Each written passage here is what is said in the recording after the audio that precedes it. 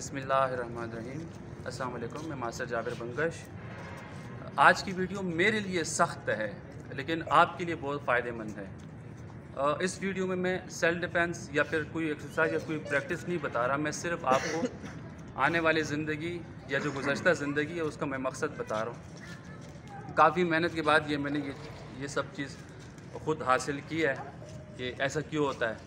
बहुत ज़्यादा सवालात, अगर 2-2.5 लाख सब्सक्राइबर है तो उससे ज़्यादातर लोगों ने जो मुझसे सवाल किए है कि हम लड़ाई के दौरान हमारे टांगें क्यों कँपाती है और हमारा रंग पीला होने लगता है, दिल की धड़कनें तेज़ होने लगती हैं। तो उसके हवाले से मैंने ये पैगाम आपको देना था और उम्मीद करता हूँ कि आप ये वीडियो देख के आपको और आपके पेरेंट्स को और आने वाले नस्लों को फ़ायदा होगा इंशाअल्लाह। देखिए, जब बच्चा पैदा होता है तो उसकी वालिदा उसको बताती है कि ये तुम्हारा बाप है, यानी ये आपके वालिद है। बच्चे को नहीं पता होता है तो वो बच्चा क्या करता है, उनके दिमाग जो है वो आहिस्ता आहिस्ता सीखने लगता है कि अच्छा आप मेरी माँ हो, अच्छा ये मेरा वालिद है। फिर वो उसका जो दिमाग है वो माशरे को देख के आहिस्ता आहिस्ता सब सीख रहा होता है कि क्या है, ये क्या है, ये पानी, ये पीना, ये माहौल, उसके इर्द गिर्द का माहौल, उससे वो आहिस्ता आहिस्ता वो सीख रहा होता है, उसका दिमाग बड़ा होने लगता है वो। अच्छा, उसका दिमाग रुकता कहाँ है? ये बहुत अहम बात, मतलब इस पूरी वीडियो के सबसे निचोड़ जो बात मैं आपको बता रहा हूँ वो ये है कि जब वालिदैन के दरमियान लड़ाई होती है ना, माँ बाप के दरमियान किच पिच होने लगती है, अनबन होने लगती है, तो उस वक्त वो जो बच्चा होता है ना वो देख रहा होता है उसको, वो देख रहा होता है, उसके ऊपर एक अजीब सा खौफ होता है। वो खौफ क्या है? बच्चा ये सोच रहा होता है कि मेरे वालिद जो है मेरी वालिदा को ना मारे। दूसरी बात वो ये सोच रहा होता है उस वक्त जो छोटा होता है, दूसरा ये सोच रहा होता है कि मेरी वालिद मेरे वालिदा को ना मारे और मेरी वालिदा मुझे और मेरे वालिद को घर छोड़ के चली ना जाए। यहाँ से उनके ऊपर एक लर्जिश शुरू हो जाती है। वो उसका सबसे पहले जो उसकी जिस्म में जो लर्जिश यानी कपकपाहट शुरू होती है वो ये है। उसी तरह जितना वो माहौल के साथ साथ पल रहा होता है, बढ़ रहा होता है। अच्छा, कुछ हमारे सेल हार्मोनीज 2 किस्म के होते हैं। एक होता है डर वाला, खौफ वाला। दूसरा होता है एक्टिव, मुझे जहन में उसका नाम नहीं आ रहा, मैंने लिख के रखा था। 2 सेल बड़े काम के होते हैं। उसमें से इत्तेफाक की बात है, अचानक अगर आपको कोई सुई चुभती है या फिर सांप आता है तो आप अचानक एक जंप लगाते हो। अभी तो आपको पता ही नहीं था कि क्या हुआ था, क्या वो जो जंप लगाते हो ना वो आपके एक्टिव सेल है। दूसरी मिसाल, आप किसी दुश्मन से भागते हो, इतना तेज़ भागते हो, बाद में बड़ा आपको एहसास होता है कि यार मैं इतना तेज़ भाग सकता हूँ, ये वो सेल है। तीसरी मिसाल, एक गली है, बंद गली है, उस बंद गली में आप जा रहे हो, सामने से कुत्ता आता है। कुत्ता थोड़ा सा खूंखार किस्म का है, शेर, टाइगर, सांप, कोई मूजी जानवर जो जानलेवा है वो आते हैं, तो उससे आपके वो सेल जो है ना दोनों एक्टिव हो जाते हैं।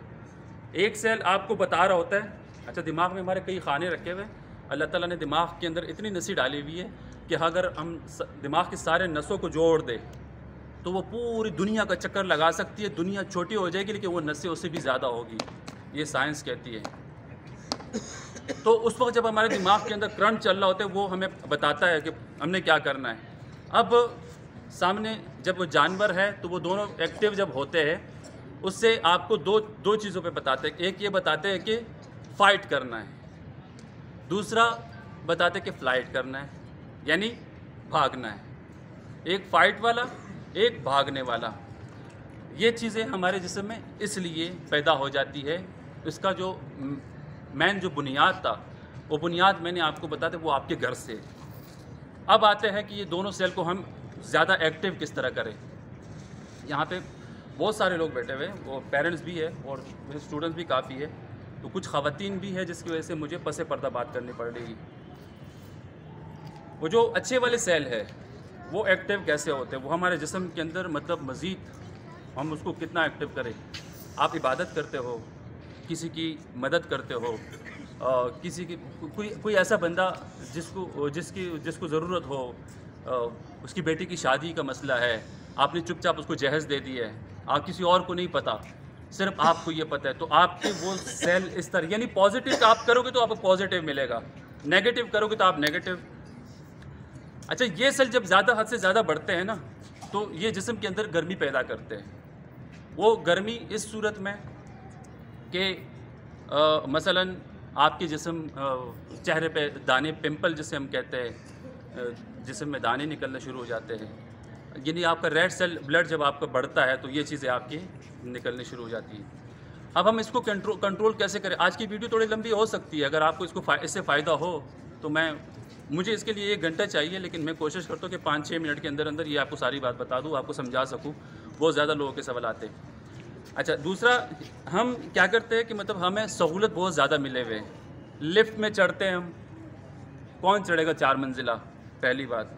गाड़ी में बैठते एसी लगा हुआ है, ऑफिस जाते हैं, नौकर चौकर चाकर जो होते हैं वो पहले से एसी लगा के मतलब हमारा इंतज़ार करते हैं कि साहब आ रहे हैं, चाय आ रही होती है, सब कुछ। घर में भी तो 3-4 नौकर।